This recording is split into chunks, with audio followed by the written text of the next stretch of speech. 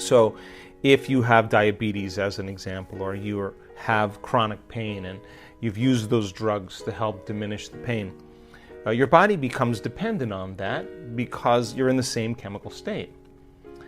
So then as you begin to do the work and you begin to change the neurocircuitry, the neurochemistry, the hormones, the energy, and even your genetic expression, as you start changing that, the body goes into flux. There's a reorganization that takes place for a period of time because now you're no longer in the same neurochemical state. So when that occurs, you start noticing that you have new symptoms, or you start noticing that you don't feel well from your medication, or you have an incident, a profound inner event that raises you to a new level of consciousness that you now know on some level you're beginning to heal. We see this all the time. And people say, I don't know what that was, that inner event, that amazing inner experience, that transcendental moment, but something, I felt it in my body. I know my body got a new signal. So now the body's starting to reorganize, right? So when they start to occur, this is where feedback is important. Go to the doctor, and I always say every 3 months. If you're doing the work consistently, look at the measurements. Look at what your measurements are. And when you're finishing your meditation and you lay down, and let's just say your normal blood value should be 100 and you're at 500. And so then when you lay down and you surrender, you just hold 400 in your mind and just let the divine get a good look at that and just surrender it and say, this is my new value. And people start getting super creative in the process. They start to move the needle. So many people do that, and the doctor says, look, I don't know what you're doing, but I think we should diminish the dosage or cut the dosage in half because we've had some really significant changes. I don't know what you're doing, but don't stop doing it because it's working. So I'm more concerned with a methodical, practical approach, step by step, for a person to make their way.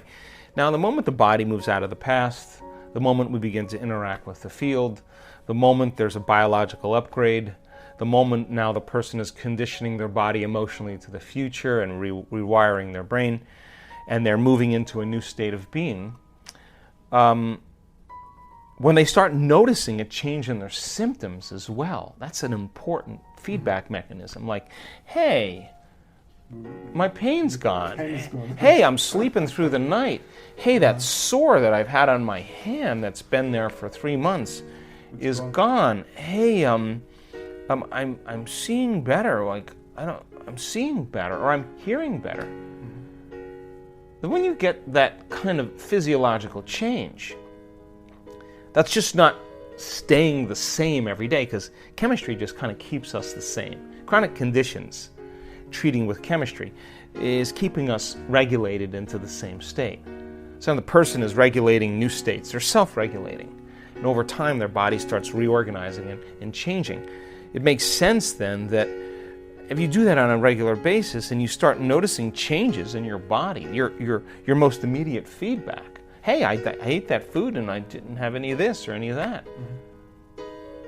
Something's changing. Now you know, once that occurs, this is the defining moment. Once that occurs, I know it happened to me with my injury. The moment I started noticing changes in my body after 6.5 weeks of hell, of just feeling like I wasn't getting anywhere. The moment I noticed that pain going away and I could feel my feet differently, that was it. Then I knew that it was going to make a difference. And it's kind of a funny moment, because the moment that happens, you're no longer dreading it and saying, I can't do this, it's not working, it's too hard, I'm bad. The moment you notice that change, all of a sudden you're like, let's go, I'm gonna do it again.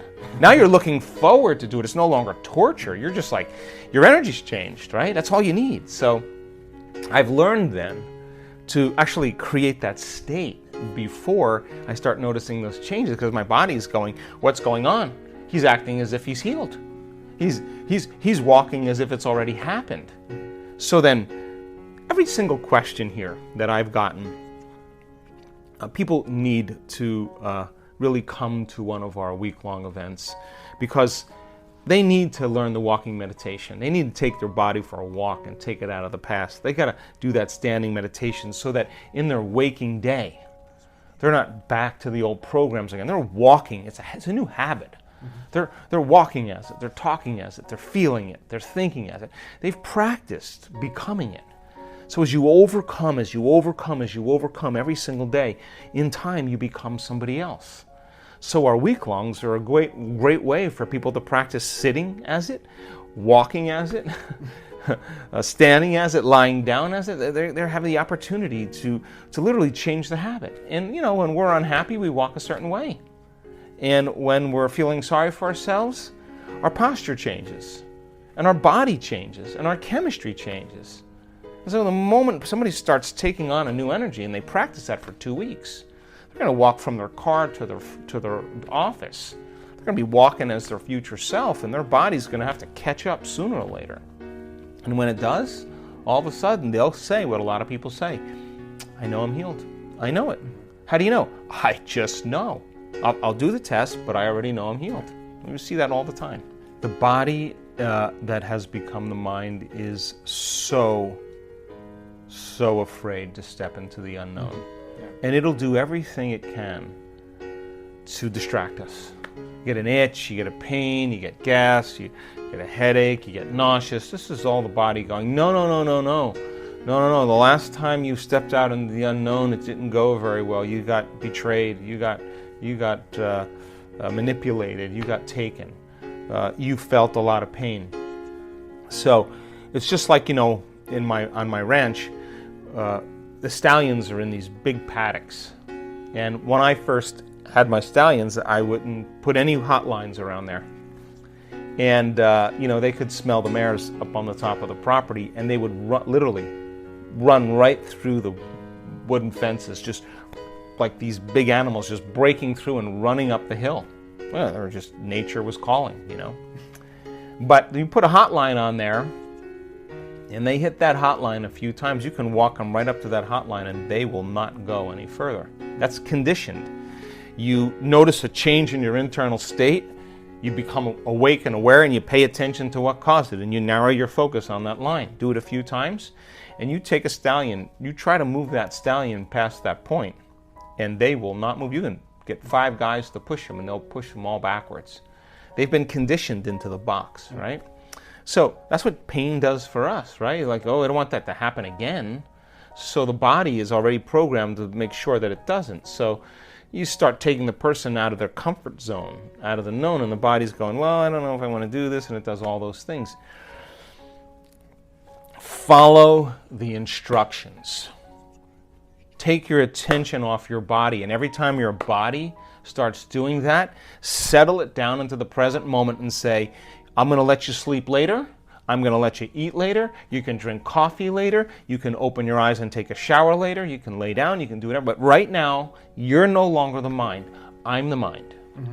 And every time it does that, you settle it back down into the present moment and you unfold back into possibility. You're training that horse. You're retraining the horse and telling it it's no longer the mind, that you're the mind. And just like training any animal, sooner or later, it's going to realize that your will is greater than the program, and it's going to finally surrender. And when it does, there's always a liberation of energy, and everybody always says the same thing. I'm so glad I stuck with it. It was so worth it. I pushed myself further than I thought I can go. And every time you push yourself further than where you think you could go, you're in the unknown. So the moment you scratch your head, you're back in the known. The moment you start yawning, your body's going, oh, I don't want to do this. But hey, listen, if you're going to have a date with the divine, and you're showing up yawning and scratching and disinterested, you don't even believe it exists. If you knew that divine was a loving intelligence, and that it is the very fabric of everything material, and that it's been present the whole entire time, and you got to meet it with the same energy. Your mind has to match its mind. Your love for life has to match its love for life. Your will has to match its will. And when you do, and you eclipse with that intelligence, you won't be yawning. You won't be itching. You will be stunned by its magnificence. So many people they go at it kind of half speed, and they go at it like, I don't want to do this, or I'm tired, or that's the body-mind talking as they go into it unconsciously. But if you knew that you could create something new by changing your energy, and that you could connect to this intelligence that's real, what would you bring to the date? You'd be on time. You would be present. You would be engaged. You would bring your best. You wouldn't let anybody or anything distract you, just like your date with a lover. You wouldn't miss that date for anything. You would move mountains to make sure that you had time for that person. Well, we're talking about the prima materia here. I mean, if you're showing up that way, then there's a program that you're already thinking that it doesn't exist subconsciously, or that you can't arrive at, or it's too hard, or it takes too much work, or whatever people do when they resign. But when you say, I don't want my breakfast, I don't want my coffee, I don't want my tea, I don't want my sleep, I don't want my shower, I don't want my cell phone, I don't want my comfort, I don't want any of these things. I want you more than anybody else. You are the object of my affection. And you bring your best. I mean, think about this. People step into the altar of the divine and they complain all the time. Like they beg for things. I mean, do you want a relationship? Think about it. Do you want to be in a relationship with someone who's asking for things, for you to do things all the time for them? They're needing things all the time, that they're begging, sooner or later, you're just going to be like, I don't have time for this, because you're not connecting first, right? So connect with that intelligence and understand that you have to match it in its presence, and that you have to make a commitment when you sit down. You're going to sit up like a noble being, that you are going to disconnect from everyone or anything, and you're saying, this is my time. I'm investing my time and attention into the divine. I'm putting my attention on the unknown, and I want to see feedback in my life to let me know that this intelligence is real. And I'm making time to emulate it, to become it, to connect with it. And no person, no thing, no experience, no place is going to take me from my attention to it. And now you're going to get an electrical signal, and your body's going to be like jumping on a horse and grabbing your legs and wrapping around and giving a little kick like, let's ride. The horse knows the moment the rider gets on and grabs it and kicks it like we ride, the horse knows that it's no longer the mind, that somebody else with a greater intelligence is now the mind. So many people have been conditioned into believing how powerless they are. They don't think that their thoughts make a difference, that their feelings make a difference, that their gestures go unseen, that they're ever seen. People have been conditioned that they don't matter, that they're powerless. That is absolutely not the truth. Sit up like a noble being. Command the present moment and say, for these 45 minutes or half an hour or 20 minutes or an hour, whatever it is that's for you, this is who I become. And you don't get up until that person. Your body is going to sooner or later get very, very excited about connecting to it, because that feeling is going to be electric, and I can guarantee you won't be yawning or scratching or any of that stuff. You're going to leave that way behind. That's just the body, and it just needs a master to step in and say, this is my time and this is how we do it. We'll continue with the Complete the Quote challenge. Your job is to complete the inspiring quotes. The first one with the right answer is the winner. In the previous video we were looking for 2 words of Joe Dispenza's quote, and the quote was, you have to feel gratitude to create the life that... The correct answer was, you won't. So you have to feel gratitude to create the life you want. Congratulations to everyone with the right answer. Many of you knew the right answer, but that's because you're familiar with Joe Dispenza and his teachings, which is great. That's why today's quote is also Joe Dispenza's, and I'm sure you will know the right answer. So the quote is missing for 2 words, and it goes like this. The quantum field responds not to what we want, it responds to who we write your answers in the comments below the video. Even if you're not sure what the right answer is, try and guess. I will give you the right answer in my next video. So if you don't want to miss my new videos, subscribe and hit the bell button and you will get noted when the video is out.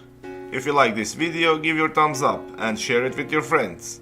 If you really like what we do here and want to support us, you can join our channel and our community for a symbolic fee and gain many other additional features. You can do that by clicking the join button next to the subscribe button, or you can click on the link in the description of this video. Stay good and have a great day.